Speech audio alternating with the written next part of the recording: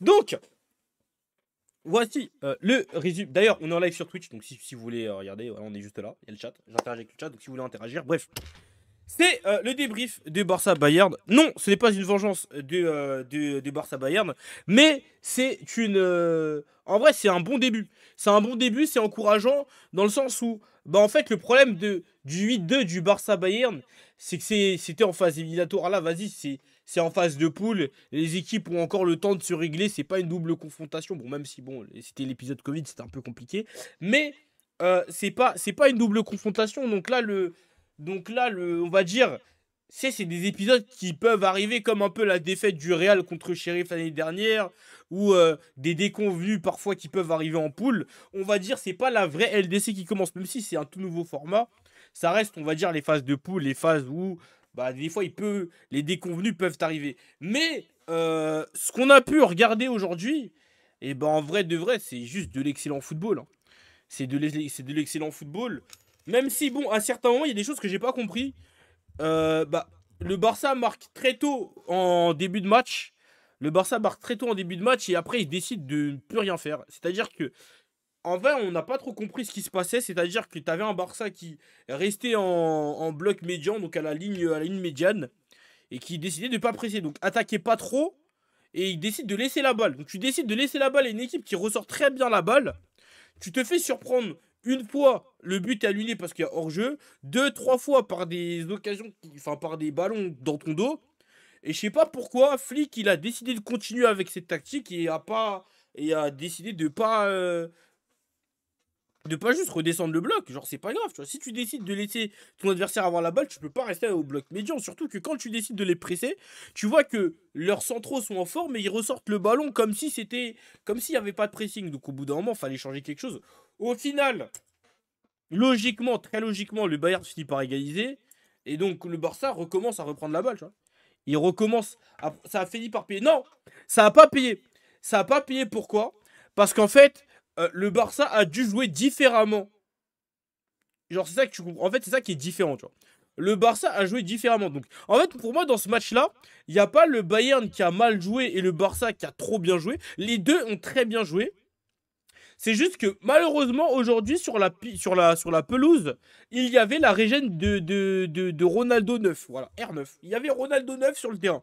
C'est-à-dire que tu as Rafinha qui décide de transformer des demi-occasions, parce que ce ne sont pas des occasions, hein. C'est juste, il prend le ballon tout seul, il y va comme un bonhomme, et il décide de porter ses couilles et d'y aller de marquer, mais il décide de transformer des demi-occasions en but, c'est tout.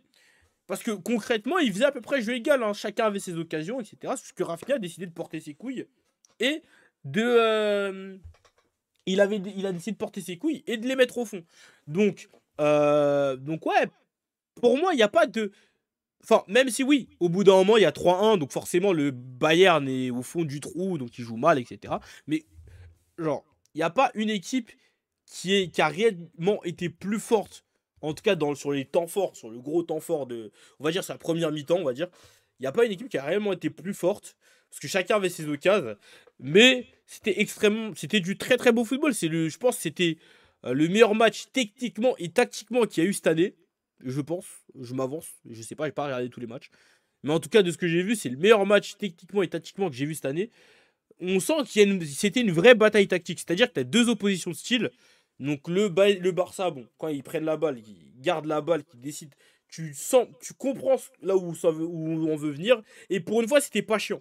C'était pas chiant parce qu'en souvent, t'es habitué avec par exemple, des Pep Guardiola, des batailles tactiques qui sont extrêmement chiantes à regarder. Donc tu comprends là où ça veut en venir, mais c'est une équipe qui a la balle et l'autre qui décide de jouer bloc bas et d'attendre un contre. Alors que là, t'avais deux équipes qui, quand elles avaient la balle, elles savaient jouer avec, mais quand elles n'avaient pas la balle, qui décidaient d'être proactives dans le pressing et décidaient de récupérer activement le pressing. Et tu comprends, par exemple, le Bayern, quand ils avaient la balle, par exemple, bah, les 2-8 étaient très hauts, les latéraux étaient très hauts. Il y avait au final très peu de personnes en défense, mais ça facilite. En fait, c'était permis parce que les centraux avaient une très bonne qualité de relance. Oui, Rafinha est un bandit. Rafinha est un bandit. Rafinha, une fois, il finit pied droit. Bon, il a un peu de chance, hein. Mais les coups, il faut les porter. Bon, en vrai, le seul point noir de la première mi-temps, je trouve. En vrai, c'est peut-être Lamine Yamal, en vrai. Genre, que j'ai trouvé un peu en dessous techniquement par rapport aux autres, même s'il a eu quelques fulgurances, parce que ça reste Lamine Yamal. Mais sinon, c'était une première mi-temps, et peut-être aussi Neuer, en vrai. Neuer, techniquement, qui était peut-être un peu trop... En fait, je pense pas qu'il était naze, techniquement, mais je pense qu'en fait, il était un peu trop serein, à mon goût. En fait, il est un peu trop serein. C'est-à-dire que il sait qu'il est bon au pied et que, en fait, aujourd'hui, il est peut-être pas assez en forme pour prendre autant de risques. Même si c'est dans son jeu, c'est voilà. Mais aujourd'hui, c'était pas ça. Aujourd'hui, c'était pas trop ça. Débat Rafinha Pelé. Je pense que c'est un peu tôt.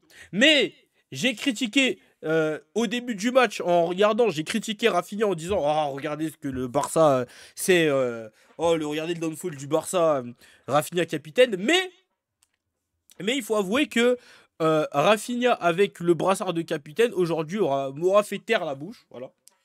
Et les supporters du Barça commençaient pas à faire les acteurs parce que ça dit ouais, on voulait le vendre pour Nico Williams. La tête d'homme, avant, elle était nulle. T'as vu, c'est pas grave. C'est pas grave de sucer un joueur, mais il faut pas retourner sa veste. Arma, il était trop fort avant. Quelle erreur on a fait. Avant, il était nul. Il est devenu fort. Faut respecter. Et d'ailleurs, vous pouvez nous remercier le PSG de vous avoir pris Dembélé parce que vraiment, les gars, c'est nous les pigeons de l'Europe. On vous a pris Dembélé, on vous a laissé Rafinha. C'est quoi la conclusion de l'exposé? Ah, il y a pas de suite. Enfin, il récupérera pas son épée. Rafinha qui passe de Rachid Ghezal à R9, c'est dingue. Mais en fait, ça fait les seuls matchs du Barça que j'ai regardé, Rafinha était trop fort. Je ne comprends pas. Moi, on m'a toujours dit qu'il était trop nul. Je m'attendais à voir un mec trop nul. Et à chaque fois que je regarde Rafinha, que j'allume Canal Plus ou que j'ouvre Telegram ou peu importe, à chaque fois que je le regarde, il est trop fort. Je ne comprends pas. Je ne comprends pas. À chaque fois, il est trop fort. Je ne comprends pas. Quand j'éteins ma télé, j'en entends rien. Et quand j'ouvre ma télé, il est trop fort. Faut m'expliquer un peu, tu vois. Ferran est un tocard, Ferran Torres. Non, mais, par contre, faut me dire, tu vois. Faut me dire, vraiment, il y a un joueur là, un milieu là, je sais pas comment il s'appelle, je sais pas c'est son prénom là. Un mec que je connais pas, au mitard, je sais pas, il a fait un match de fou, je comprends pas, il était partout. Et j'apprends encore, c'est de la Masia, enfin, comme d'hab, de toute façon, c'est déjà le centre de formation du Barça, c'est l'un des meilleurs, si ce n'est en vrai de vrai. Casado, oui, Casado. En vrai, je pense, c'est peut-être pas celui qui sort le plus de pépites, dans le sens où. Enfin, si, quand même, ils ont sorti des pépites de fou. Mais en fait, en termes de volume, c'est peut-être pas le centre qui sort le plus de pépites, attends. Mais c'est le centre qui sort les joueurs les plus cohérents avec le. En gros, les joueurs de 6 ans et demi à 18-20 ans, les joueurs sont programmés pour jouer au Barça, tu vois. Et tu le ressens. Genre littéralement, j'abuse dans ce que je dis, hein. Mais Casado, à un moment, je le confonds avec d'autres joueurs en place du Barça. Parce qu'en fait, en gros, peu importe le joueur que c'est, les joueurs, ils jouent tous, ils sont formatés pour jouer au Barça. En fait, quand tu les regardes jouer, limite, bon, j'abuse énormément. Mais si tu sais pas c'est qui, tu peux penser sur un malentendu, tu te dis, oh, mais c'est Pedri qui a la balle. Alors que non, c'est Casado. C'est Casado. Alors que la tête de homme, je suis en train de regarder. Parce que moi, je regarde pas, tu sais, tu regardes de loin, t'entends pas les commentaires. Tu regardes, tu dis, oh, mais c'est Pedri, il a la balle. Non, non, c'est pas lui, c'est Casado. Ah, mais comment ça? C'est un autre joueur sorti de la Masia qui ressemble un peu aux autres. C'est-à-dire très bon dans les petits espaces. Et ça, bah, en fait, au-delà de créer des joueurs forts, ils font des joueurs qui correspondent à leur ADN. Et au final, ça se paye. Tu vois, au final, bah, sur le terrain, t'avais 8 joueurs sur 11, on m'a dit, qui sortaient de la Masia. Et honnêtement, le Barça travaille très bien. Et c'est dans la continuité de ce qu'ils ont fait et ce qu'ils font. Donc aujourd'hui, bon, même s'ils sont passés par des années disette, aujourd'hui, le travail paye. Le travail paye. Je suis très sincèrement dégoûté. Mais il faut saluer le travail du Barça. Et aujourd'hui, ce qu'ils ont montré, c'est juste l'aboutissement on arrive à la fin de l'arc transition, ancienne génération, nouvelle génération. Et là, on est dans un Barça qui travaille bien. Et concrètement, aujourd'hui, frère, ils nous ont juste montré du foot, hein. Mais je tiens aussi à saluer quand même le Bayern, parce que le Bayern, non plus, c'est très bien défendu, a très bien joué, et on nous a offert une très belle. Même si, bon, ils ont craqué à la fin. Mais ouais, aujourd'hui, il y avait deux très bonnes équipes sur la pelouse. Techniquement, c'était très fort. Tactiquement, c'était très fort. Très plaisant à regarder. Je pense que c'était le meilleur match de l'année pour l'instant. Et ouais, je suis très étonné de Rafinha. J'ai hâte de voir ce que ça va donner le Barça plus tard. Parce que même si je suis un hater, malheureusement, je suis pas malhonnête. C'est-à-dire que j'ai beau parler mal du Barça en temps normal, je ne peux pas détester l'équipe qui joue bien au foot. On ne peut pas détester, on ne peut que sucer. Je pense que ça va être ça le titre.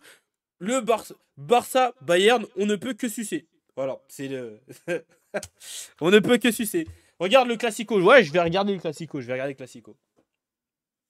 T'aurais peur de jouer le Barça? Bah frère, en vrai de vrai, le PSG. De toute façon, regarde. En tant que supporter parisien, j'ai même peur de jouer Sparta Prague. Voilà. J'en suis à ce point-là. Je suis au point où je ne suis même pas sûr qu'on gagne contre le Sparta Prague.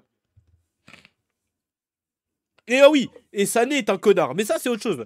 Je vais pas de focus sur le Bayern aujourd'hui. J'ai dit que, même si j'ai beaucoup craché sur le Barça, j'ai dit qu'aujourd'hui, il allait sucer. Donc aujourd'hui, je suce.